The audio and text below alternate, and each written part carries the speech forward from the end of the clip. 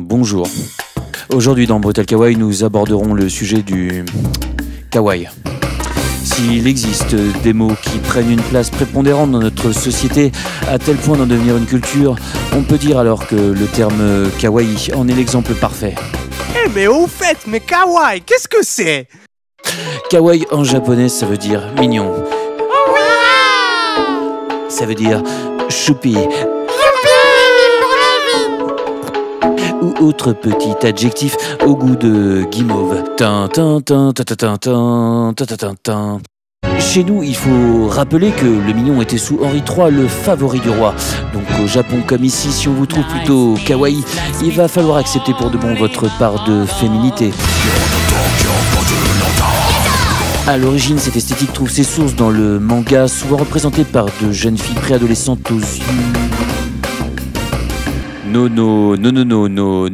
Nota bene. Osamu Tezuka, le père fondateur du manga moderne, marqué par l'univers Disney, se mit à dessiner ses propres personnages affublés de grands yeux. Bah oui, plus c'est enfantin, plus c'est expressif. Ce qui était un dessin est devenu un symbole identitaire, puis une mode. Cette culture voit alors son essor dans toute l'Asie, puis débarque peu à peu en Occident. Des stars telles que...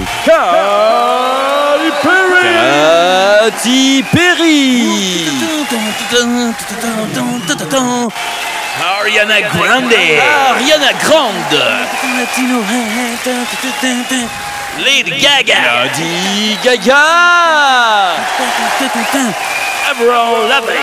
Avril Lavigne. N'ont pas manqué de s'approprier ces poses enfantines, ces costumes de princesse édulcorés au ton pastel avec des morceaux de barbe à papa. Car oui, le kawaii fait vendre. Manga animé, pub, figurines, musique, jeux vidéo et même en politique. En politique?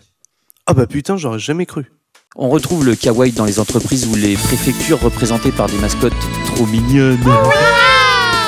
Le gouvernement nippon lance même dans les années 2000 le programme Cool Japan. Grosso modo, c'est une politique instaurée qui vise à promouvoir la culture japonaise.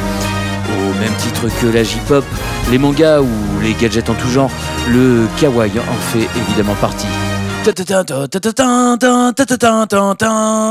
Adley Freeman, chroniqueuse pour le journal The Guardian, dénonce cette mode, la considérant comme une guimauve infantilisante. Déguiser une femme, je cite, en enfant, c'est en faire une personne inoffensive, impuissante et digne de condescendance. Alors nous lui poserons la question, a-t-elle déjà lu un manga dans sa vie, cette petite chienne de garde?